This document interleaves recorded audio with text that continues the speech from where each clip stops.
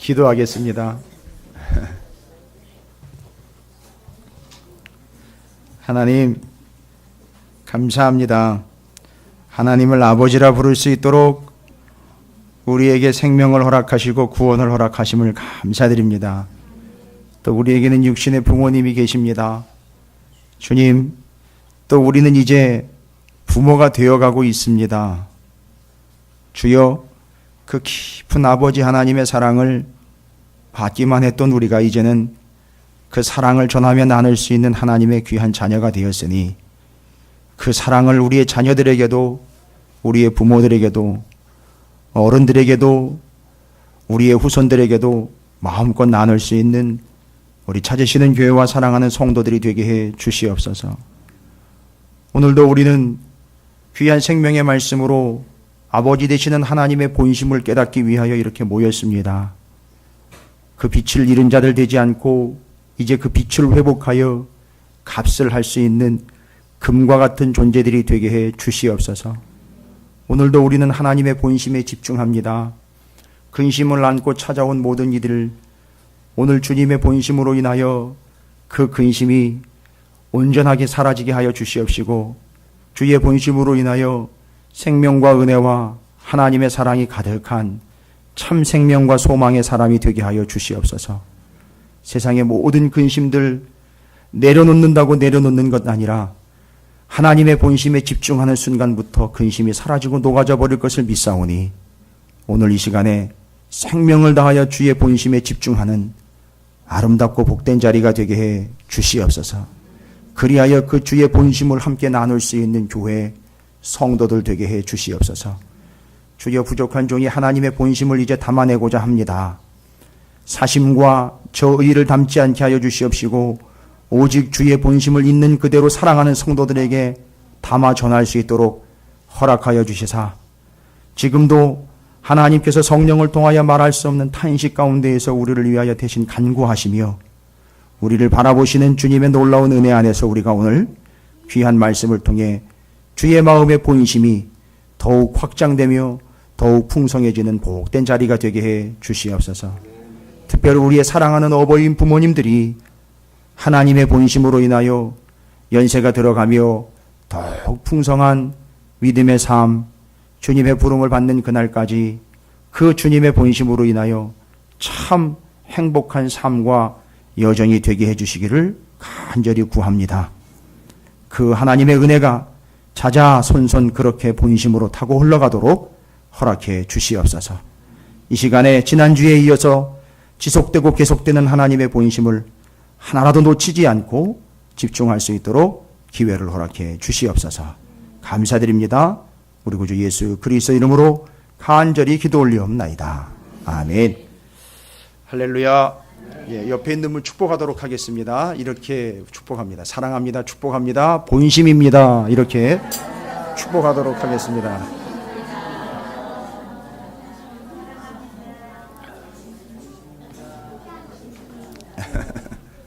자, 이제 오늘 말씀은 지난주 말씀에 이어지는 말씀입니다. 지난주 말씀 복습 한번 해볼까요? 지난주에 제가 깜짝 놀랐어요. 지난주 주일 본문 말씀 이렇게 선포된 말씀이 홈페이지에 올라갔는데 월요일, 화요일 조회수가 급속도로 막 올라가더라고요. 보니까. 그래서 이게 웬일인가 싶어서. 어쨌든 관심 갖고 함께하는 분들이 많은 것 같은데 여러분께서 지난주의 말씀 혹시 기억하시는지 제가 그냥 짤막하게 말씀을 좀 드릴게요. 근심 없는 인생 없고 요즘에는 참 근심이 많습니다. 이게 삶의 연수가 더할수록 근심은 더해져 가고 그 근심 때문에 때로는 소화도 안 되고 잠도 못 이루게 되는 우리의 현실들. 그러나 그 근심은 무엇을 통해서 해결될 수 있다라는 걸 우리는 말씀으로 나눴죠. 너무 중요한 그렇습니다. 하나님의 본심, 그것이 근심의 유일한 해결책이라고 그랬습니다. 여러분, 제발이지 메시지는 바뀌지 않습니다. 말씀은 바뀌지 않습니다. 오늘 장영호 권사님께서 참 핵심적으로 잘 기도를 해주셨는데 그 본심이라는 거에 집중할 때에 우리의 근심은 사라지게 돼 있고요. 사라진다는 표현보다는 그 근심보다 본심이 더 크기 때문에 아마 근심이 본심을 꽉 눌려버린다라고 표현하는 게 맞을 것 같습니다. 근데 우리는 본심엔 관심이 없기 때문에 늘 우리는 근심거리만 가지고 묵상을 하니 정말로 주님의 본심을 깨달은 사람들에게는 그게 어떤 의미인지를 아실 거라는 것이죠. 그래서 그 본심을 깨닫는 순간 그 근심이 사라져버린다. 잊지 마시기 바라겠습니다. 그래서 또한 우리가 왜 근심이 생기는가? 이유도 분명해졌어요. 우리는 늘 우리의 마음과 우리의 근심거리에만 집중을 하고 있었지 하나님의 본심에는 집중을 하려고 하지 않았다는 겁니다. 그게 결론적으로 우리의 삶의 근심으로 계속 반복이 되어 있다는 걸 우리는 이해를 해야 됩니다. 고백을 해야 되고요. 자, 그래서 오늘도 주 하나님의 본심을 깨닫는 시간을 좀 갖도록 하겠습니다. 이스라엘 백성들 아직까지도 근심은 사라지지 않았지요? 오늘 본문 말씀에 보니까 어마어마한 근심거리들이 계속되고 있습니다. 아직 근심 사라지지 않았습니다. 그러나 하나님의 목표는 뭐지요? 근심을 제거하려고 하는 게 아니라 하나님이 무엇을 원하시는지 하나님의 본심을 깨달아 알게 하려고 그 본심을 전하는 자로 누굴 세웠다는 얘기죠. 지금 우리가 성경 말씀을 나누고 있는 성경이 어디죠? 그렇습니다. 그 선지자 예레미야를 무엇을 전하는 자로 지금 세워놓으신 것이죠? 하나님의 본심을 전하는 자로 세워놓은 거예요. 그러면 오늘 김성호 목사는 왜 여러분 앞에 서가지고 이렇게 마이크를 2개씩이나 틀어놓고 이렇게 꽃까지 달고 여러분에게 가끔은 침도 튀겨가면서 이렇게 목소리를 높이는 이유가 뭘까요? 제가 해야 되는 일은 뭡니까? 그리고 여러분 오늘 기대하셔야 되는 바는 뭡니까? 그렇죠. 김 목사가 오늘 하나님의 본심을 제대로 우리한테 좀 전해줘야 되지 않겠느냐? 뭐 이런 기대감으로 오신 거 아니겠습니까? 김 목사님 당신 마음 말고 하나님의 마음 말입니다. 그걸 좀 전해주십시오. 이거 아니겠습니까? 여러분이 요청하셔야 되는 거는 바로 이겁니다. 목사님 생각 말고요. 하나님의 말씀이요.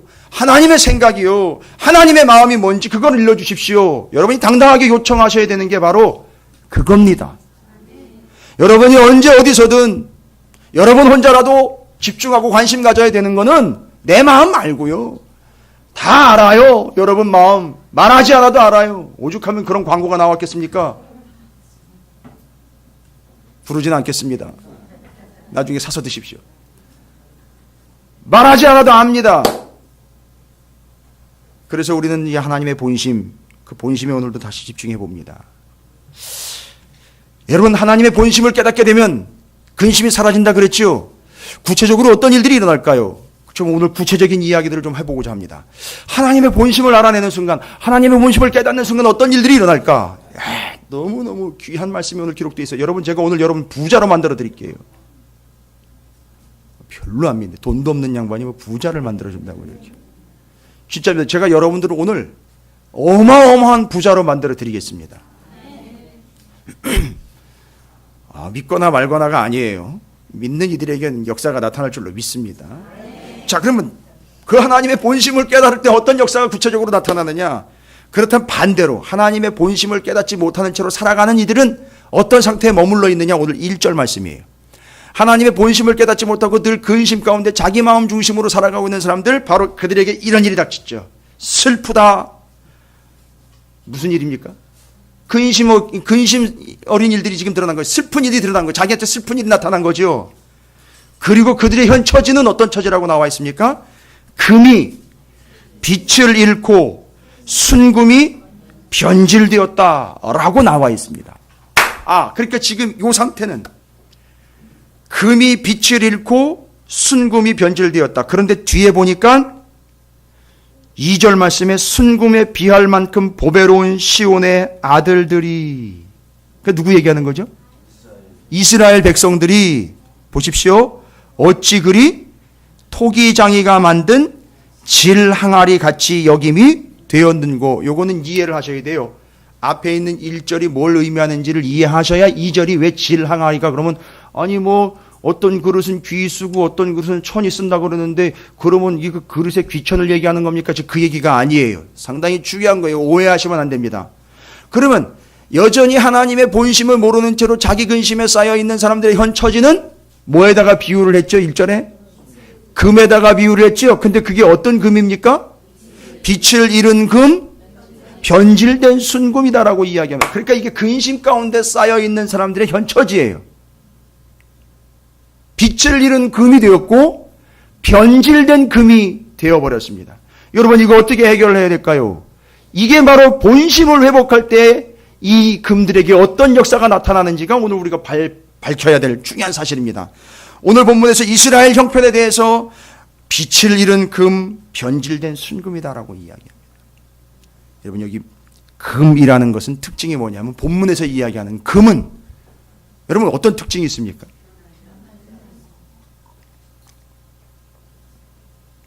변하지 않습니다. 예. 빛이 나고 또 어떤 특징이 있을까요? 비싸요. 무겁지요. 여러 가지 특징이 있죠. 하여튼 그 금만 보면 이상하게 눈이 돌아가요. 돈은 안 받아도 금은 받아요. 전쟁 나면. 그죠? 그래서 어려운 나라들 들어가 보면 금 긁어 모으는데 혈안이 되어 있습니다. 그리고 또 우리나라에서도 그렇고 다른 나라도 그렇지만 참 귀중한 순간에 이 금을 선물들을 많이 합니다. 그렇죠? 우리나라 같은 경우는 태어나서 뭐 100일 돌 이럴 때 금 선물하시고 또 어르신들 생신일 때도 또 금을 선물을 잘 합니다. 여러분 요 의미 제가 말씀드릴 거예요, 이제. 자, 그런데 바로 그런 금, 특징이 바로 그런 금인데 오늘 본문에서 이야기하려고 하는 금의 특징은 그 어떤 특징보다도 제일 중요한 특징, 금은 빛이 난다는 거예요. 그래서 금을 알아봐요. 그렇죠? 그래서 빛이 납니다. 그게 금이라는 말이 자하부라는 단어로 히브리어를 쓰는데 그 뜻이 금 이런 뜻이 아니라 원래 반짝이다, 광채가 난다 이런 뜻이에요. 아니, 금이라고 해석을 우리나라 말로는 금이라고 해석을 해놨잖아요. 근데 원래 그 단어의 뜻은 자하부라는 히브리어를 썼는데 그 자하부라는 단어의 원 뜻은 반짝반짝거리다, 광채가 난다, 빛난다 이런 뜻이에요. 그런데 이게 어떻게 됐다고요? 빛을 잃었대요. 빛을 잃었다라는 말은 히브리어로 아맘이라는 단어를 쓰는데 중요하게 잃었다라는 자동적으로 소멸된 게 아니라 감췄다, 지나치다. 이상하다. 이 뜻이 뭘까요? 주머니에다가 금을 감춰버리면 빛이 납니까? 안 납니까? 안 나지요. 그 다음에 무슨 뜻인 지나친대요. 왜 모르고 지나칠까요? 빛이 나지 않으니까요. 그냥 지나쳐버리는 겁니다. 닫다, 숨기다, 뭐 이런 뜻이 있어요. 그리고 한 가지 더 중요한 뜻이 있습니다. 우리가 주목해야 하는 게 바로 요겁니다. 빛을 잃었다라는 뜻의 상당히 중요한 뜻이 오늘 요걸 얘기를 하려고 합니다. 깨닫지 못하다라는 뜻이 있어요.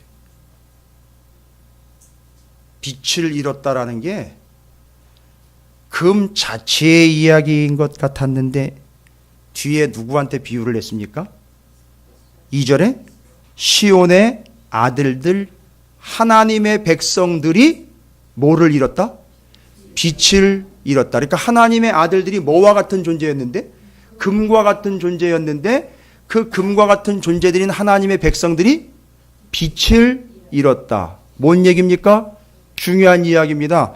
광채가 없어졌다, 숨겨졌다, 닫혀버렸다, 뭐 어디에 들어가 버렸다, 문을 확 닫아버렸다 이런 뜻 다 중요하지만 더 중요한 마지막 뜻이 뭐냐 하면 깨닫지 못하다라는 뜻이 있습니다. 그러니까 지금 이스라엘이 뭐에 쌓여 있습니까? 근심에 쌓여 있는 그 상태가 어떤 상태냐 하면 금이 마치 빛을 잃은 상태예요. 예, 여러분 너무 중요한 겁니다. 상당히 중요한 거예요. 이거 제가 깨닫고는 너무너무 시원스럽게 마치 사이다 마신 것처럼. 보십시오. 이스라엘 백성들이 근심에 쌓여있는 상태가 금이 빛을 잃은 상태라 그랬습니다. 근심의 해결책은 뭐라 그랬죠? 하나님의 본심을 알아가는 거죠.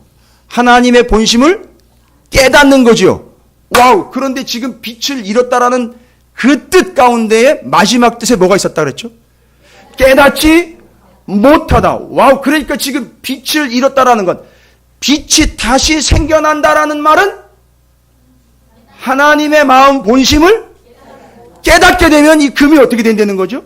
빛이 다시 난다는 거예요. 할렐루야. 그러니까 지금 이스라엘은 빛을 잃었다라는 이야기가 정확하게 뭘로 연결되느냐면 뭐를요? 하나님의 본심을 여전히 깨닫지 못하고 있기 때문에 빛을 잃은 금, 값어치 없는 금으로 살아가고 있다는 얘기죠. 그런데 이게 빛을 냅니다. 와, 이게 막 금이 빛이 나요. 번쩍번쩍 빛이 납니다. 빛을 잃었다.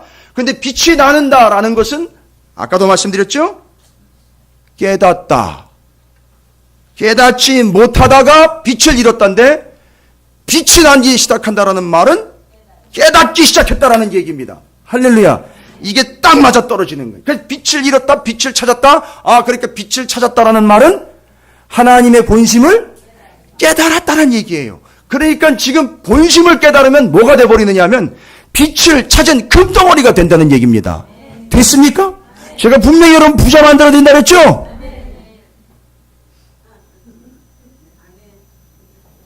그러니까 지금 하나님의 말씀의 뜻을 깨닫고 돌아가는 순간 여러분은 뭐가 돼서 돌아가는 겁니까?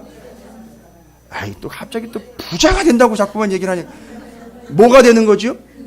금인데 빛이 번쩍번쩍 나는 금이 되는 거예요. 와. 왜 빛을 잃었는가? 늘 근심에 쌓여 있고 하나님의 본심을 알지 못해요. 본심을 알아내는 순간 여러분은 자체 그 값어치를 빛으로 드러내 빛나는 금과 같은 존재가 되는 겁니다. 그럼 이제 오늘 할 이야기가 너무너무 많아요. 오늘 주제는 빛이에요. 그러면 여러분 예상이 되시죠? 지난주에 제가 말씀 나누기 전에 광야 40년에 어디에서 물이 나온 거죠? 반석에서 물이 나와 예수 그리스도를 고린도서신에서 바울이 반석 곧 그가 예수 그리스도라고 얘기했죠? 더 중요한 건 요한복음에 분명히 나와 있어요.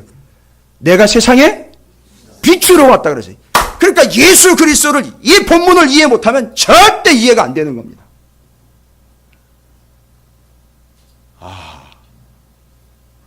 일어나 빛을 발하라. 차라리 눈이 범죄하거들랑 눈 빼버리고 한눈으로 천국 들어가라. 이런 얘기들이 다 이해가 되는 거예요. 이제 상당히 중요한 말씀입니다.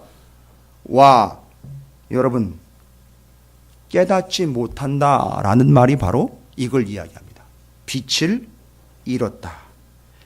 이게 바로 오늘 본문이 이야기하고 있는 빛을 잃은 금, 그가 빛을 찾기 위해서는 그걸 열심히 닦아야 됩니다. 그렇죠? 제가 예전에 어렸을 때 저희 어머님을 따라서 이게 5일마다 열리는 장에 가면 그 풍물장인데 저희 고향 동네 풍물장이 늘 5일마다 열리는데 거기 가보면 꼭 거기 오는 양반이 계셔요.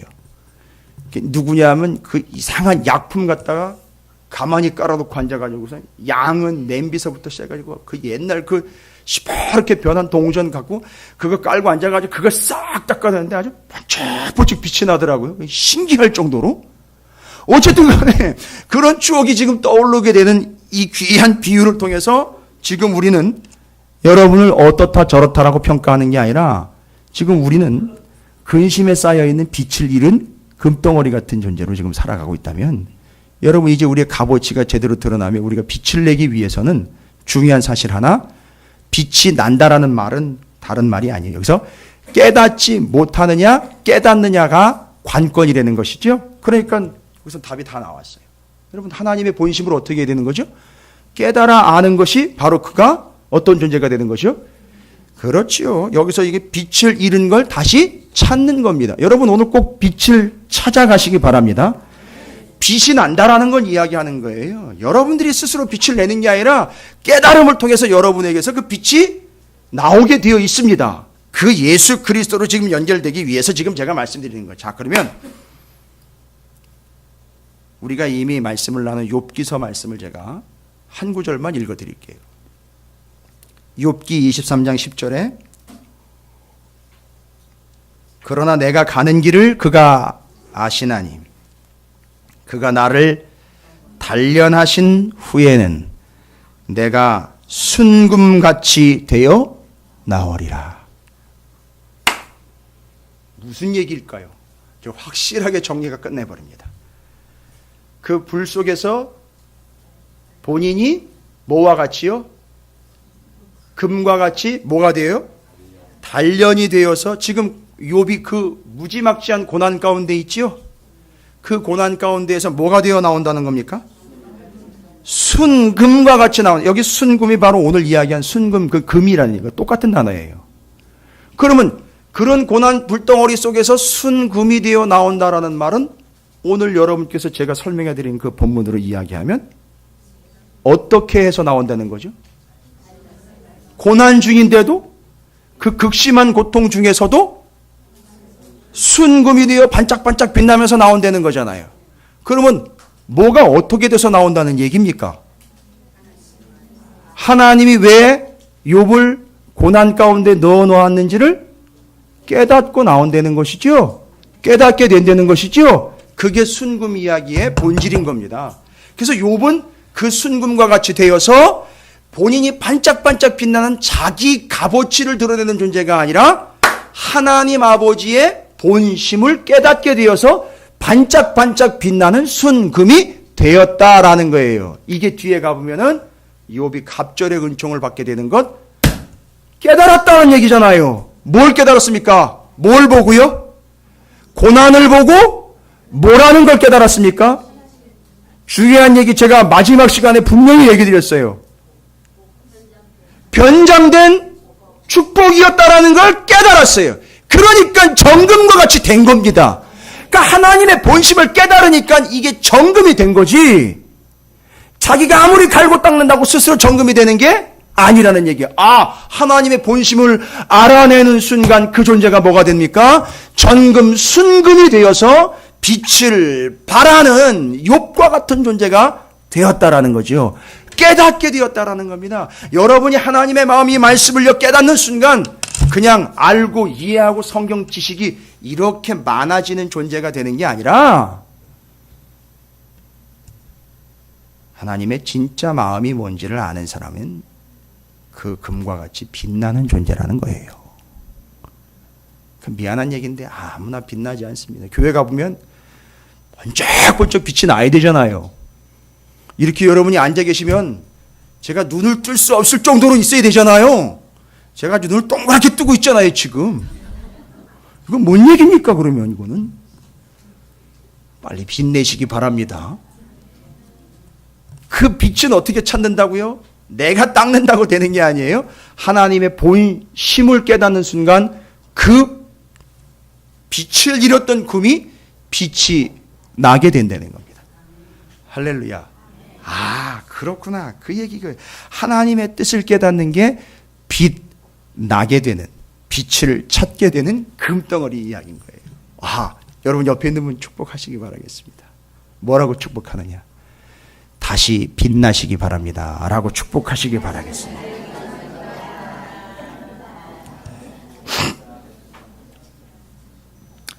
그러니까 여러분 이제 보십시오.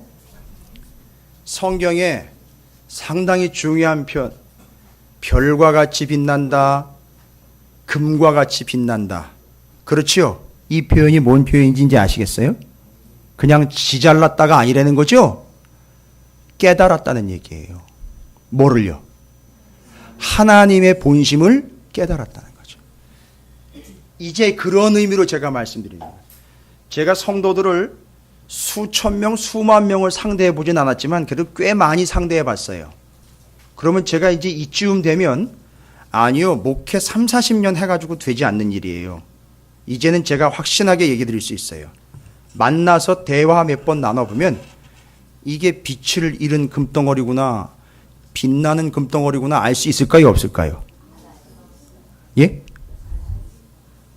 왜 무서우세요? 전 다른 걸로가 아니라 이거 가지고선 분명히 여러분하고 몇 마디만 나눠보면 답 다 나와요. 죄송한 얘기지만 광도, 채도 다 나옵니다. 제가 아니라 이걸로요, 이 말씀이요. 그래서 이걸 이해하고 있느냐, 이걸 이해하려고 하느냐, 하나님의 본심을 이해하려고 집중하느냐, 아느냐만 딱 봐도 빛을 잃었느냐, 빛이 나느냐, 이거 분명히 알 수 있다는 거예요. 여러분, 별과 같이, 순금과 같이 빛나는 존재들이 되시길 주님으로 축복합니다. 그러면 빛났다는 이야기는 뭐가 벌써 사라졌다는 얘기가 되죠. 근심 사라졌고 뭐가 드러나는 거죠? 하나님의 본심이 드러나는 거예요. 여러분이 그걸 깨닫게 되는 존재가 되시기를 다시 한번 주님의 이름으로 축복합니다. 제 얘기를 좀 하나 드릴게요. 지금 이제 오늘이 어버이 주일이라 제가 93년도 군번입니다. 93-710-3555 제 군번이거든요. 그것도 어떻게 안 잃어버리고 있는지 모르겠어요. 시간이 가도. 그런데 제가 입대하고 신교대에서 훈련 받고 신교대 퇴소식 날 부모님들이 오셨어요. 제 동생하고 부모님이 오셨는데 그때 이제 신교대 연병장에서 부모님들이 계급장을 이렇게 달아줘요. 직접. 6주 훈련을 받고 부모님이 이렇게 신병훈련소에서 계급장 달아주고 자대 배치 받아 가야 되는데 너무 이 마음이 울컥하더라고요. 제가 장남인지라 또 거기다가 훈련 받고 부모님이 이제 6주 후에 딱 오셔가지고서 만나가지고 오랜만에 뵙고 직접 계급장을 딱 달아주시니까 너무 감격적이고 감기가 무량하더라고요. 막 눈물이 날라고 그랬었어요. 그래가지고 그때 제가 자대 배치 받고 샘터사 지금도 샘터 잡지가 나오죠. 예, 제가 검색해봤어요. 지금도 나오더라고요. 그 샘터사에서 어버이날 특집으로 93년도인가 94년도인가 95년도인가 94년도인 것 같습니다. 94년도 제가 입대하고 난 다음 해에 부모님께 쓰는 짧은 편지라는 것을 공모를 했어요. 그래서 여러 사람들, 탤런트도 그렇고 문화인들도 그렇고 공모를 하고 책이 한 권이 나왔어요. 그때 나온 게 이게 엄마에게 쓴 짧은 편지라는 책이 나왔는데 이제 편집이 돼서 공모한 사람들 당선된 작품들을 수백 명의 사람들 걸 갖다가 거기다 다 실어놨어요. 수백 명, 몇백 명 안 되는데 하여튼 그 여러 사람들의 엄마에게 쓴 짧은 편지라는 글에 제 글이 지금 실려 있어요. 아니 자랑하려고 하는 게 아니라 어버이 주일이라 제가 그때의 감격을 여기다 적어 놓은 걸 제가 어버이 주일이나 어버이날에는 한 번씩 꼭 읽어봐요. 근데 뭐라고 제가 적었느냐 하면 이제 바로 그 훈련 수료하고 난 다음입니다. 제게는 어설픈 성년식이었을 텐데 그토록 눈물겨워 하심은 제가 대견해서였습니까? 신교대 연병장을 울리던 어머님의 눈물에 붉게 달아오른 눈시울이 뜨거워 눈치껏 철모를 꽉 눌렀습니다. 손수 달아주신 계급장의 빛이 바를 때 사회의 초년생이 될 제게 다시 한번 계급장을 달아주시길 부탁드리며 돌아 눕겠습니다. 라고 적은 글이에요. 이게 당선이 돼가지고 실은 방송국에서도 연락이 왔었어요. 그때 아침 방송에 출연해가지고 이 이야기 좀 나누자고. 근데 제가 군인이란지라 상부에서 잘라버렸어요. 그래서 잘렸습니다. 방송에 못 나갔고 이제 얘기 드리려고 한 건 요거예요.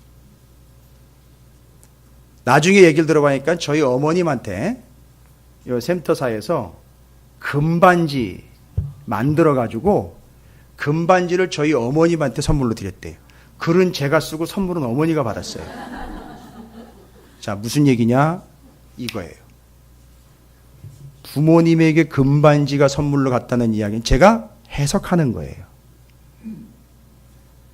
돈 몇 푼의 값어치가 아니라 그거 뭐 한 돈도 안 되는 건데 그걸 부모님이 받았을 때에 자, 부모님이 무슨 생각을 했겠느냐? 예? 아이고, 내 새끼가 이렇게 컸네 하고 그 금반지가 가지고 있는 의미가 뭐냐 하면 여기 선물입니다가 아니라 이거지요. 당신의 아들이 부모에 대한 사랑을 깊이 깨닫고 있습니다라는 증거로 보내준 거예요. 이해가 되십니까? 여러분 이제 여기 오늘 이 자리에 참여하신 우리 자녀들에게 제가 좀 부담스러운 얘기를 드릴게요. 부모님들께 금 선물하세요. 아니, 선물하세요. 단 오늘 말씀을 제대로 이해하고 선물하시기 바랍니다. 금, 빛을 잃은 금이 아닌 반짝반짝 빛나는 금이 어떤 의미였는지를 알았다면, 여러분이 만약에 부모님에게 금을 선물한다면 어떤 의미가 될까요? 제가 부족하지만 부모님의 사랑을 깨달아 알게 되었습니다 라는 의미로 선물하시면 됩니다. 성경에 나와 있는 금에 대한 의미를 제가 설명드리려고 제 예까지도 드렸습니다. 보십시오. 반짝반짝 빛나게 된 금이라는 말은 하나님의 뜻, 그 본질, 본심을 이해한 자들이 이제 빛을 잃었다가 빛을 찾게 되었다라는 걸 말하는 겁니다. 여러분, 바로 그게 금과 같은 존재, 빛나는 존재입니다. 그런데 이스라엘은 지금 빛을 잃어버린 거죠. 그러니까 지금 답은 뭡니까? 빨리 빛을 찾아야 되겠죠. 빛을 찾으려면 답은 딱 하나입니다. 다른 거 없죠. 뭐 하면 됩니까? 빨리 하나님의 본심, 그 하나님의 뜻 말씀을 깨닫는 것밖에는 방법이 없습니다. 예, 뭐 담임 목사가 아무리 얘기하고 좋은 거 잔뜩 사먹여도요, 답은 안 나와요. 빛이 안 나요. 하나님의 진정한 말씀과 뜻과 본심을 깨닫지 않으면 빛이 안 납니다. 제가 알아요. 대화해보고 나눠보고 몇 마디 나눠보면 다 답이 나옵니다. 여러분은 그 빛을 도로 찾은 빛나는 금덩어리들이 되시기를 주님의 이름으로 축복합니다. 그 다음에 두 번째 문제가 뭐냐면 순금이 어떻게 됐답니까? 변질됐다는 거예요. 첫 번째는 빛을 잃었다는 얘기니까 심각한 문제 다 나왔지요. 하나님의 뜻을, 본심을 깨달으려고 하질 않아요. 그게 첫 번째 문제였고, 두 번째는 순금이 어떻게 되었다? 변질되었다라는 겁니다. 여러분이 변질됐다라는 말이 또 깊은 의미를 담고 있어요. 이건 변장이라는 말과 함께 연결이 되고 있고요. 성경에도 여러 부분에서 그 의미들을 담아내고 있어요. 변질되었다. 금이 변질되었다. 열왕기상 14장 2절 여로보암이 자기 아내에게 이르되 청하건대 일어나 변장하여 사람들이 그대가 여로보암의 아내임을 알지 못하게 하고 실로로 가라. 거기 선지자 아이야가 있나니 그는 이전에 내가 이 백성의 왕이 될 것을 내게 말한 사람이라. 변장해가지고 가라는 거죠. 아닌 척하라는 거죠. 아닌 척하고 숨기고 가라는 거죠. 이거 변장입니다. 그런데 이 변장이 바로 원 의미는 뭐예요? 변질이라는 거예요. 그러니까 아닌 척하고 앉아있는 거예요. 마음은 아닌데 아닌 척하고 앉아. 신앙생활이요. 아닌데 아닌 척하고 앉아있는 거예요. 진짜 본심은 그게 아닌데 아닌 척하고 앉아가지고 변장하고 싹 앉아있는, 그게 변질됐다는 얘기예요. 그렇죠? 그건 아닌데 목사가 아닌 척하고 선포하는 거예요. 오늘도 내가 이걸 전해야 되는데 이거 전하면 누가 싫어하는 사람이 있을 거예요. 그러니까 그거 아닌 척하고 앉아나는 거예요. 그게 변질된 거예요. 변장했다는 거죠. 세상에선 허랑방탕하게 누릴 것 다 누리고 주일날은 아닌 척하고 앉아있는 게 변장, 변질이라는 거예요. 마음은 아닌데 아닌 척하며 앉아있는 거 변질이래. 그게 마치 금이 변질된 것처럼 변장이라는 말로 했는데 본 뜻은 변질됐다는 거예요. 아닌 척하는. 그뿐만이 아닙니다. 말라기 3장 6절 나 여호와는 변하지 아니하니. 거기서 변하지 않는다는 게 변질되지 않는다는 게. 그러니까 누가요? 하나님은 변하지 않습니다. 그걸 야고보서 1장 17절에 이렇게 얘기했어요. 온갖 좋은 은사와 온갖 선물이 다 위로부터 빛들의 아버지로부터 내려오나니 그는 변함도 없으시고 회전하는 그림자도 없으시다. 자, 정리할게요. 변함이라는 말, 변질이라는 말인데 무언가 빵이 오래 두니까 곰팡이가 피고 변질되었다라 이런 의미로 이해하실 수 있죠. 성경의 깊은 의미로 이야기 드릴게요. 파랄라게, 제가 헬라어로 이야기합니다. 신약에 있는 의미로 이야기해요. 파랄라게, 변질, 변장, 뜻이 뭐냐? 변질되었다라는 말, 그 속에 담겨있는 뜻은 스스로가 변질되었다, 스스로가 바뀌어버렸다가 아니라, 들어보십시오. 대체물로 바꾸어버리다라는 뜻입니다. 대체물로 바꾸어버리다. 뭔 뜻입니까? 우리는 우리가 변질된 걸로 이야기했는데 알고 봤더니만 우리가 우리 스스로를 바꾸어 버린 거예요. 무슨 얘기입니까? 하나님에게 예배해야 될 시간을 다른 걸로 바꿔 버린 거예요. 각종 좋은 것이 온갖 좋은 은사, 온전한 선물, 위로부터 빛들의 아버지로부터 내려오는 이것들을 무엇로 바꿔버린 거죠? 이 땅의 것들로 바꿔버린 거예요. 제가 얘기 드릴게요. 쉽게. 동성애요. 순리로 써야 될 것을 어떻게 한 거죠? 영리로 바꿔버린 거예요. 그거요. 그게 변질이라는 거예요. 그러니까 지금 예수 그리스도 외에 다른 것에 더 가치를 둬서 그걸로 중심을 바꿔버리고 주인을 바꿔버리고 가치를 바꿔버린 게 변질된 거예요. 그게 동성애란 말입니다. 아닌 것 척하고 앉아있지만 우리는 동성애하는 거랑 똑같은 짓을 하고 있는 거예요. 가치가 바뀌었으면은요. 뭐 동성애 얘기하니까 교회에서 목사가 교인들이 그런 건 적극적으로 반대해야 돼. 반대는요, 그럼 자기를 반대해야 될 거 아닙니까? 본인이 지금 가치를 바꿔놨잖아요. 하나님, 주님, 하늘의 것 말고 다른 걸로 지금 바꿔버렸잖아요. 자기 중심적으로 바꿔버렸잖아요. 자기 의지로 바꿔버렸잖아요. 내 중심으로 바꿔버렸잖아요. 누가 내 얘기 안 들어주면 죽겠잖아요. 속상해서. 내가 주님의 얘기를 들어야 되는데 내가 주님 얘기 듣는 건 싫고 남이 내 얘기 안 들어주면 그것 때문에 죽기보다 더 싫은 거예요. 이거 바뀌어버린 거예요. 완전히 변질돼 버린 겁니다. 그거 동성애라고요. 동성애급입니다. 뭐 다른 사람들 동성애 얘기하면 그거 가지고서 난리를 피는데 본인은 정작 동성애보다 더한 것 복음서에 나와 있죠. 하루살이는 걸러내고 낙타는 꿀꺽 삼켜버리는 짓을 하고 있다는 거예요. 우리가 바꿔버린 겁니다. 가치를 바꿔서요. 자, 하나님에게 드려야 할 시간을 바꿔버렸어요. 하나님께 드려야 될 가치를 바꿔버렸습니다. 소중한 가치를 세상 걸로 바꿔버렸어요. 지금 바꿔 쓰고 있어요. 영리로 쓰고 있습니다. 그게 로마서에서 복음서에서 동성애라고 이야기를 하고 있어요. 동성애에 버금가는 그런 것들, 가치를 바꿔버린 것, 그게 뭐라고요? 변질이라고 얘기를 해요. 두 가지 어렵지 않죠?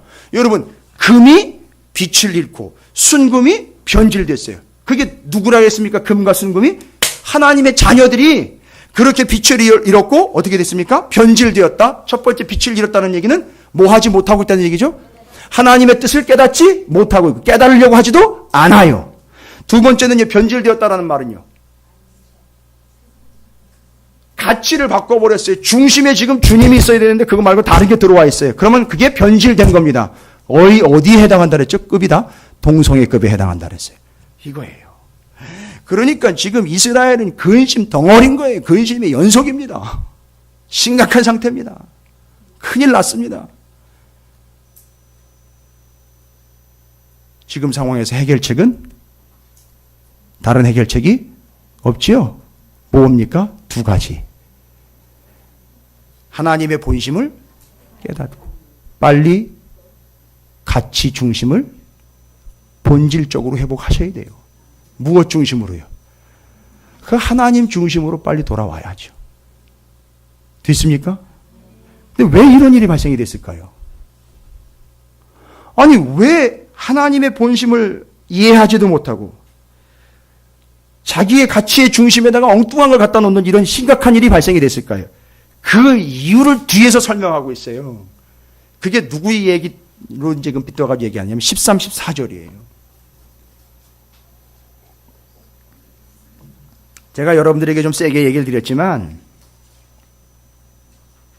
심각한 이유가 여기 있는 거예요. 지금 보십시오. 13, 14절입니다. 왜 하나님의 순금과 정금과 그 빛나는 금과 같은 그들이 빛이 퇴색이 되어 버렸고 하나님으로 섬겨야 될 자리에 우상이 들어와 있고 가치가 바뀌어 버렸느냐. 들어보십시오. 13, 14절입니다. 그의 선지자들의 죄들과 제사장들의 죄악들 때문이니. 뭐 때문이래요? 선지자들과 제사장. 선지자와 제사장은 누굽니까? 이스라엘 백성들에게 선포됐던 하나님의 말씀을 전하는 자, 선지자. 그리고 하나님께 어떻게 예배해야 되는지를 가르쳐줬던, 물론 제사장들도 하나님의 말씀을 시간 될 때는 백성들에게 가르쳤어요. 둘 다 뭐 하는 입장에 있는 사람들이죠? 백성들을 바른 길로 가르치고 인도해 내야 되는 사람이겠죠?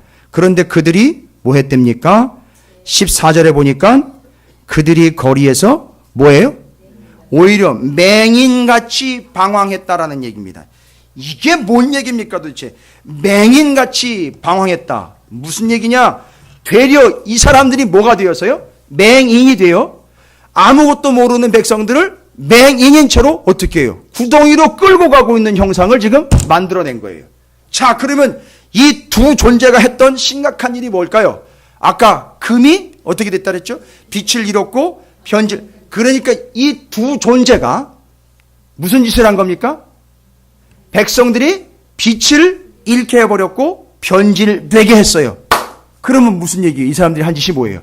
하나님의 말씀 본질을 이해시키지 못했고 하나님의 가치 중심으로 사람들을 끌어주지 못했다라는 겁니다. 바로 다른 거 아니에요.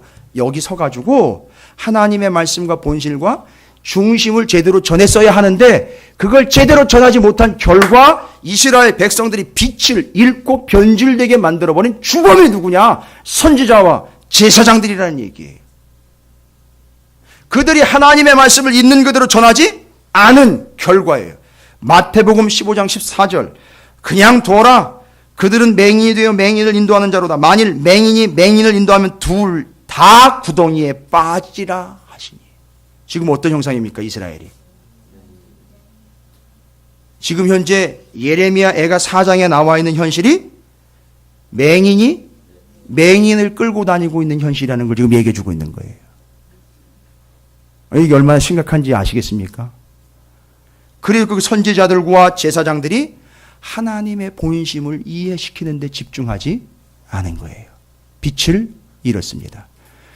그게 아니라 이 가치가 핵심입니다라고 알려주고 그들을 엉뚱한 것으로 향할 때 끄집어 와서라도 하나님의 가치 앞으로 끌어다 놨어야 되는데 하지 못한 겁니다.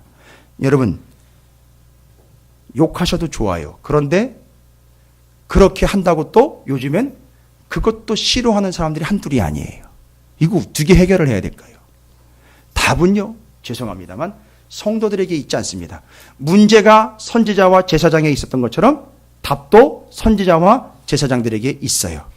답은 죽어라 하고 하나님의 본심, 하나님의 가치를 최우선으로 놓고 하나님의 본심은 하나님의 말씀을 목에 칼이 들어와도 있는 그대로 전하는 것 외에는 방법이 없습니다. 그런데 오늘날 심각한 현실 상태를 보면 죄다가 희미하게 빛을 잃어버린 교회와 성도들이 수두룩하게 돼버렸어요. 왜지요? 선지자와 제사장의 역할을 해야 될 주의 종들과 심각한 건 그리스도인들이 왕같은 제사장들이라고 분명히 선지자로서 사명을 감당해야 되는 그 역할들이 다 부여받았는데 이제 오늘날에는 그 역할을 못하니까 죽어가는 사람들이 빛을 잃고 가치가 완전히 뒤죽박죽이 돼버려서 살아가고 있다는 얘기입니다. 그러면 다른 방법은 없습니다. 정답은 이것밖에 없습니다. 저래도 저 하나라도 우리 교회라도 죽어라고 하나님의 뜻을 있는 그대로 전하는 것과 하나님의 가치를 최우선으로 놓는 것 외에는 여러분이 빛을 찾는 것과 여러분이 변질되지 않도록 지켜주는 유일한 방법이라는 것을 저는 여러분에게 오늘 이 자리를 통해서 말씀드리고 싶습니다. 적어도 저라도 눈을 뜨고 있어야죠. 그리고 그래서 맹인이 맹인을 인도하는 이런 어지러운 현상 가운데서 누군가는 구출을 해내야죠. 저라도 눈을 뜨고 있어야 되죠. 여러분 같이 눈 뜨셔야 되지 않겠습니까? 그래서 맹인이 맹인을 구덩이로 인도하여 언덕배기에서 굴러 떨어지는 운명을 막아야 되지 않겠습니까? 이게 이스라엘의 지금 현실이었습니다. 근데 이게 옛날 이스라엘 얘기가 아니라 오늘날 교회와 성도들 얘기가 되어버렸다는 겁니다. 어떻게 할까요?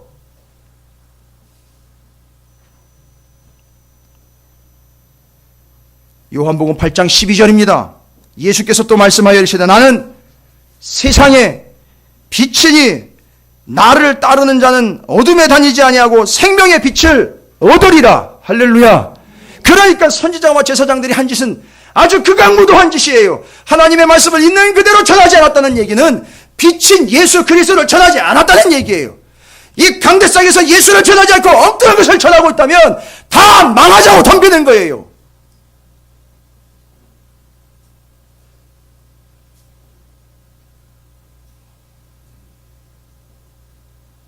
여러분 광내드리겠습니다. 변질되지 않도록 제가 방부제 뿌려드리겠습니다. 그게 하나님의 말씀밖에는 답이 없어요. 이 본질을 제대로 정확하고 명확하게 전하지 않으면 빛을 잃게 되어 있고 변질되게 되어 있습니다. 여러분 예수 그리스도를 최고로 놓으시기 바랍니다. 하나님을 최고의 가치로 여기시기 바랍니다. 이제 내 중심에서 빨리 벗어나세요. 세상적인 가치에서 빨리 벗어나세요. 아마도 지금 우리는 변질되고 있는지도 몰라요. 제발 부탁입니다. 예레미야가 4장을 우리가 쓰는 일이 없게 되기를 바랍니다. 다시 빛나고 그 값어치가 회복되길 주님의 이름으로 축원을 드립니다. 그 역할을 하지 못했던 예언자들과 제사장들 뒤로 하고 이제 참 예언자와 참 제사장이 되어서 그 말씀을 생명으로 전하고 뜻으로 전하고 본심으로 전하여 여러분이 그걸 이해하는 순간 여러분은 어떻게 된다고요? 빛이 납니다. 변질되지 않고 가치를 회복하게 될 줄로 믿습니다. 옆에 있는 분 이렇게 보십시오. 어떻게 그 가치를 회복하신 분 같습니까? 빨리 회복하셔야 됩니다. 이제 광채가 좀 나는 것 같습니까? 그 빛, 그 광채, 그 본질이 회복되기 위해서 오늘 예레미야 애가가 우리에게 분명히 이야기를 해주고 있습니다. 제가 도와드리겠습니다. 함께 하면 좋겠습니다. 그렇게 해서 빛을 회복하시고 변질되지 않도록 가치를 회복하시기를 주님의 이름으로 축원을 드립니다. 오늘 이 말씀이 여러분에게 깨달아지는 말씀이라면 여러분은 다시 뭐가 되어서요? 순금과 정금과 금덩어리가 되어서 돌아가게 되는 겁니다. 그래서 제가 부자라는 표현을 쓴 겁니다. 그러나 그 빛은 내 빛이 아니라 알고 봤더니 예수 그리스도였다는 거죠. 왜지요? 율법과 선지자가 말하고 있는 것이 바로 예수 그리스도였었어요. 그래서 예수님이 신약에서 그 빛이 나야라고 이야기한 거예요. 그러니까 선지자와 제사장이 성경을 제대로만 전했다면 결론적으로 누구를 전했다는 얘기가 나오는 거죠? 예수님을 전했다는 얘기죠. 그런데 예수는 뭐로 오셨습니까? 빛으로 오셨다는 얘기죠. 그러니까 그가 빛을 전한 것이고 그걸 들은 사람들은 빛나는 금이 되는 것이고 변질되지 않는 금이 됐다는 얘기입니다. 여러분, 교회나 목사에게 다른 것 바라지 마세요. 교회나 목사에게 다른 것 바라지 마시라고요. 궁금할 수는 있어요. 오늘 반찬이 뭔가 뭐 이런 거 궁금할 수는 있는데 바라는데 그런 걸 바라지는 마십시오. 교회와 목사에게 바라야 되는 것은 빛나게 해 주십시오. 변질되지 않게 해 주십시오라는 걸 요구를 하셔야 돼요. 그때 우리는 그 순금과 정금이 되어서 하나님의 뜻은 이거구나. 이런 거로구나. 내게 중심은 예수 그리스도고 내게 가치는 하나님의 진리요 하늘의 것이로구나 라는 걸 깨닫는 그들이야말로 진짜 순금이고 정금이라는 얘기입니다. 예. 오늘 이 한 가지 사실만 여러분이 깨달아도 여러분은 빛나는 금이 되시는 거예요. 변질되지 않은 순금이 되시는 겁니다. 그런데 17절에 보시면 이렇게 나와 있죠. 이 명확한 사실을 이스라엘 백성들이 어떻게 받아들였었습니까? 이건 이스라엘 얘기입니다. 거기다가 제대로 전하지 않은 데다가 이스라엘 백성들이 어떻게 했습니까? 우리가 헛되이 도움을 바람으로 우리의 눈이 상함이요. 눈이 상해버렸죠. 우리를 구원하지 못할 나라를 어떻게 했어요? 바라보고 바라보았도다. 와우. 여기 뒤에 바라봤다라는 말은요. 대상이 바뀌어버린 거죠. 아까 제가 말씀드렸죠. 어떻게 했다 그랬죠? 변질이라는 말은 바꾸어버린 걸 얘기했죠. 여러분, 바라봐야 되는 대상이 누구냐 하면 하나님이에요.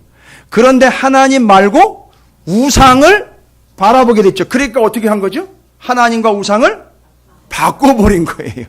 그러니까 이게 변질된 겁니다. 그 이 사람들의 문제를 잘 보십시오. 우리를 구원하지 못할 그 우상들과 세상의 것들을 우리가 어떻게 했다는 얘기죠? 그게 헛되이 도움을 바라면서 그게 우리를 도와줄 걸 알고 그걸 바라봤다는 겁니다. 하나님을 바라봐야 될 눈이 그걸 바라봤다는 얘기입니다. 그러니까 이게 지금 변질과 퇴색의 아주 대표적인 예라는 얘기죠. 그러면 여러분 이제 예레미야 애가 4장에서는 정답 결론 다 나왔습니다. 지금 이들의 현재 상태는 근심으로 가득한 상태입니다. 그래서 빛을 잃었고 변질된 상태죠. 이거 빨리 해결해야 되겠죠. 중간에서 누가 역할을 못했다는 얘기죠. 예언자와 선지자가 역할을 못했다는 얘기입니다. 그리고 심지어 자신들도 무엇을 바라봐야 될지 모르는 채로 무엇을 바라봐야 될지는 알지만 다른 걸로 바꿔서 바라봤다는 거죠. 시선을 그냥 교체해버린 겁니다. 다른 걸 바라본 겁니다. 다른 걸 찾은 거예요. 다른 걸 가치 있게 여긴 겁니다. 다른 걸 좋게 여긴 거예요. 다른 걸 우상으로 섬긴 겁니다. 다른 거 하다가 결국 자기 중심이 돼버린 거예요. 교회도 자기 중심이에요.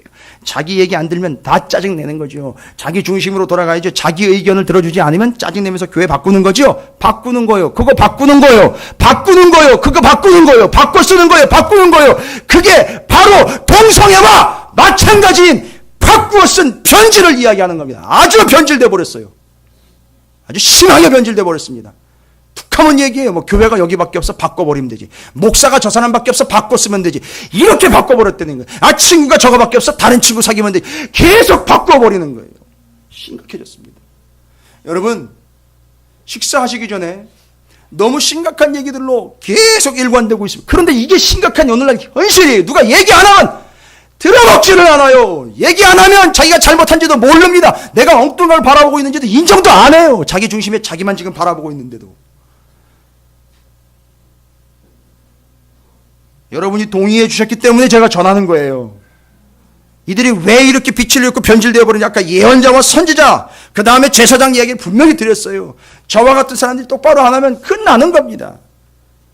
그 표현상 그런 표현 있잖아요. 다 무너진다고요. 절단 난다고요. 지금 혹시나 우리가 우리 주변에서 이런 일이 일어나고 이거는 아닌지 저는 심히 비장한 마음과 믿음으로 여러분 오늘 예레미야가 4장을 있는 그대로 전해야 되기에 이렇게 전합니다. 여러분 믿음으로 받으시기 바랍니다.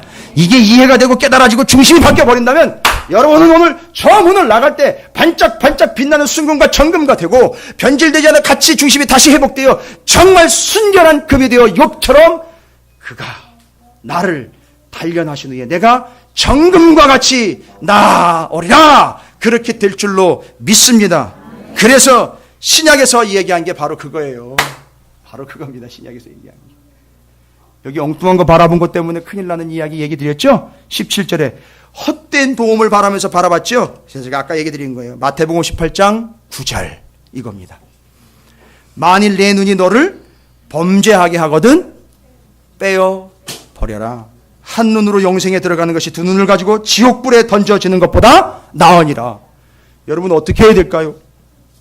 여러분 보고 엉뚱한 거 지금 같이 중심으로 놓고 엉뚱한 거를 중심으로 보고 있고 그걸 같이 있다라고 여기는 그 눈을 목사가 봤어요. 분명히 그게 아닌데 그 사람은 그걸 보고 있어요. 어떻게 해야 돼요? 예? 어떻게 해야 됩니까 도대체? 예?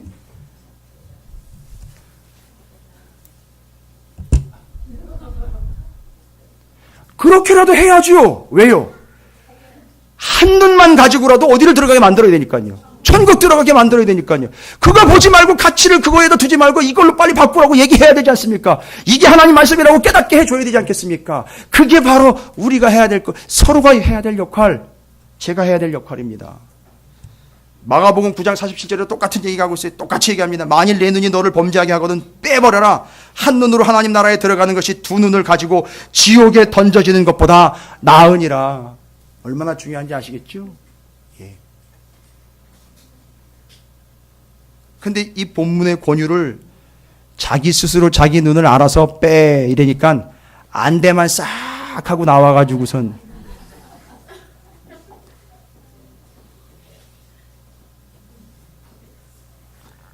안 되는 거예요. 계속 안 되는 거예요. 매번 안대만 끼다가 아닌 척 하다가 다시 뭐 시력을 회복한 척 하면서 하고 있는데 결국은 다 엉뚱한 데 보고 있고 다 자기 중심으로 돌아가 버려요. 결국은. 그러니까 자꾸 도움이 되지 않는 헛된 도움을 바라보면서 그 눈이 상해버리는 거예요. 그러니까 이 눈이 상해버리면 여러분 어떤 현상이 일어나는지 아십니까? 눈이 상하면 뭐가 못 들어가죠? 빛이 못 들어가는 거예요. 그래서 얘기하는 거예요. 그래서 예수가 못 들어가는 거예요. 눈이 상해버리니까. 엉뚱한 걸 보니까 눈이 상해버렸어요. 그래서 상한 눈에는 빛이 들어갈 수 없어요. 예수가 못 들어간다는 얘기예요. 그래서 구원을 못 받는다는 얘기입니다. 이게 이해가 되십니까? 그거예요. 그러니까 눈을 하나 빼버려도 하나의 온전한 눈으로 그 빛이 들어갈 수 있도록 해주는 게 오늘날 우리의 역할이라는 거죠. 교회의 역할이고요. 목사의 역할인 거죠. 그러니까 그 빛이 들어가 예수가 들어가 그를 구원해내는 것, 그걸 하도록 다른 거 보지 못하게 하고 온전한 눈을 유지하도록 하는 거고 하나님의 뜻을 깨닫도록 해주는 겁니다. 이게 우리가 오늘날 해야 되고 여러분이 기대해야 되는 바죠. 자, 그러면 여러분 응용 문제 들어갈게요. 이사야서 60장 1절이에요. 정신없이 왔다 갔다 하죠. 이사야서 60장 1절 들어보십시오. 일어나 빛을 발하라.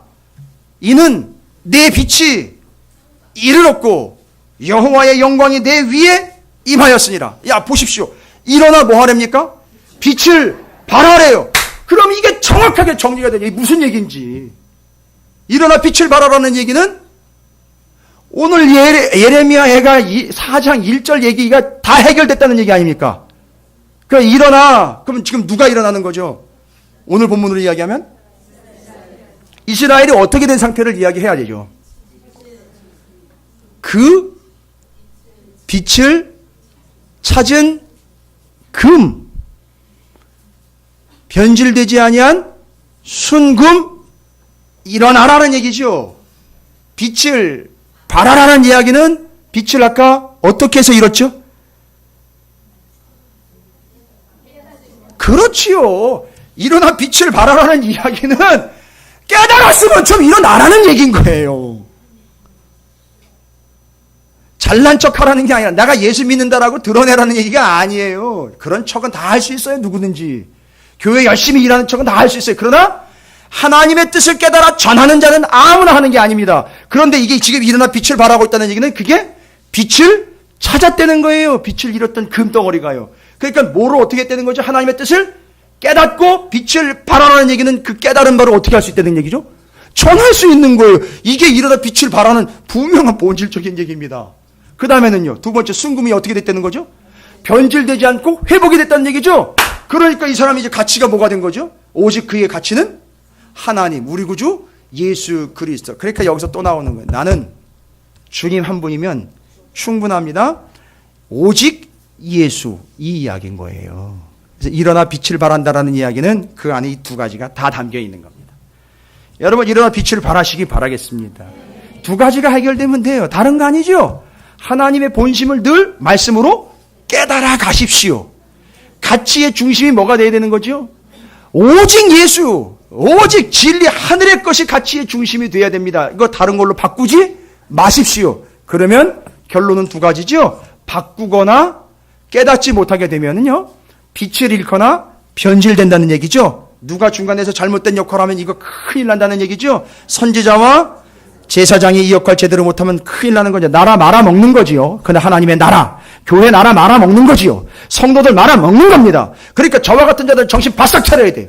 뭐 대통령이 지금 바뀌어가지고 뭐 분위기가 지금 바뀌어가고 있지만 그거보다 더 중요한 게 하나님 나라가 정확하고 온전하게 돌아가려면 저와 같은 제사장, 선지자, 예언자들이 제대로 된 걸 깨달아 알게 해주고 가치의 중심이 무엇인지를 정확하게 얘기해 줄 수 있어야 되는 겁니다.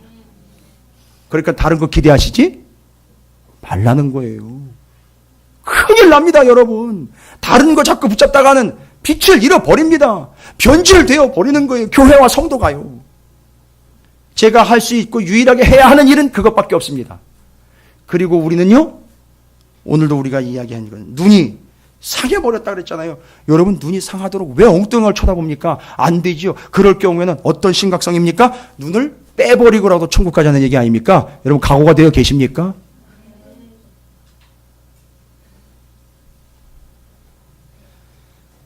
너무 밥맛 떨어지게 해드렸어요? 심각한 거. 지금 밥이 문제가 아니에요. 지금 진짜 밥이 문제가 아닙니다. 밥이 문제가 아니에요. 지금 다 죽게 생겼습니다. 아니라고요? 아니라고 이야기하는 그분이 문제인 거예요. 아닌 척하고 있는 그게 문제인 겁니다. 제가 오늘은 제 개인적인 의견이나 생각과 감정이 아닌 예레미야가 빛을 잃은 금덩어리가 되어버렸고 변질된 금덩어리가 된 이스라엘 앞에서 그렇게 목 놓아서 외쳤던 그 돈, 그거의 100분의 1도 안 되게 여러분에게 외치는 겁니다. 여러분, 제발 들어주시기 바랍니다. 제가 부탁드립니다. 저를 봐서가 아니라 이 말씀을 봐서라도 좀 제발 좀 들어주시길 바랍니다. 제발 세상 이치 돌아가는 거 이해하지 마시고요, 먼저 하나님의 말씀 이치가 돌아가는 게 무엇인지를 좀 깨닫기를 바랍니다. 하나님의 본심이요, 가치의 중심에 하나님 우리 구주 예수 그리스도, 하늘의 것, 생명의 것, 진리의 말씀이 그 가치의 중심이 되어 있기를 바랍니다. 혹시 도움도 주지 못할 엉뚱한 것을, 세상의 것을 바라보고 있다면 정말 그 눈이라도 빼어버릴 각오를 가지고 계십시오. 천국 가야 되지 않습니까? 그렇게라도 하나님 나라로 천국으로 들어가는 여러분 모두가 되시기를 주님의 이름으로 축원을 드립니다. 그래서 하나님의 본심이 몇 년으로 드러났죠? 70년. 그래서 70년 동안 뭐 했습니까? 이스라엘이 바벨론에 끌려가서 거기 가서 뭐 한 거죠? 70년 동안 가서? 그렇지요. 다시 뭘 붙잡았습니까? 모세오경 다시 붙잡아 다시 깨달은 겁니다. 그리고 오직 가치관 하나는 뭐예요? 빨리 다시 돌아가 하나님께 다시 제사하여 내가 용서받아야지. 이게 가치가 되어버렸던 겁니다. 그러니까 돌아올 수 있었던 거예요. 여러분 우리 모두가 다 그런 정금 순금들 되어 주님 앞에서 일어나 빛을 발하는 찾으시는 교회와 성도들, 여러분 오늘 예배 함께한 여러분 모두가 되시기를, 우리의 부모님들 되시기를 주님의 이름으로 축원을 드립니다. 옆에 있는 분 축복하겠습니다. 이렇게 축복하겠습니다. 일어나 빛을 발하십시오 라고 축복하시기 바라겠습니다. 한 번 더요. 당신은 전금 순금입니다 라고 축복하시기 바라겠습니다.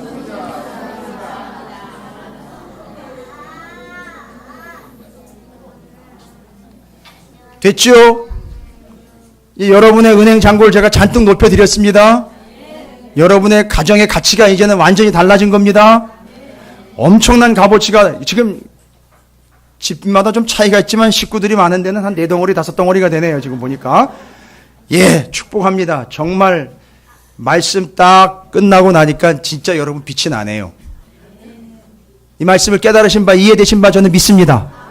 예, 맞습니다. 여러분 정금과 순금이 되어서 욥처럼 그렇게 깨닫고 이해하고 가치의 중심이 확고부동한 우리 찾으시는 교회 모두가 되길 주님의 이름으로 축원드립니다. 결단하겠습니다. 딱 2가지만 기도합니다. 첫 번째, 오늘 말씀처럼 하나님의 본심을 이해하는 데 집중하겠습니다. 두 번째, 제 가치의 중심은 오직 예수, 하나님의 말씀과 진리, 우리 아버지 하나님 삼위일체의 하나님, 그 하늘의 것 말씀과 진리를 제 가치의 중심에 놓겠습니다. 2가지 정확하게 기도의 제목으로 삼아 통성으로 기도합니다. 주의 이름을 크게 한번 모르시고 통성으로 기도합니다. 기도합니다.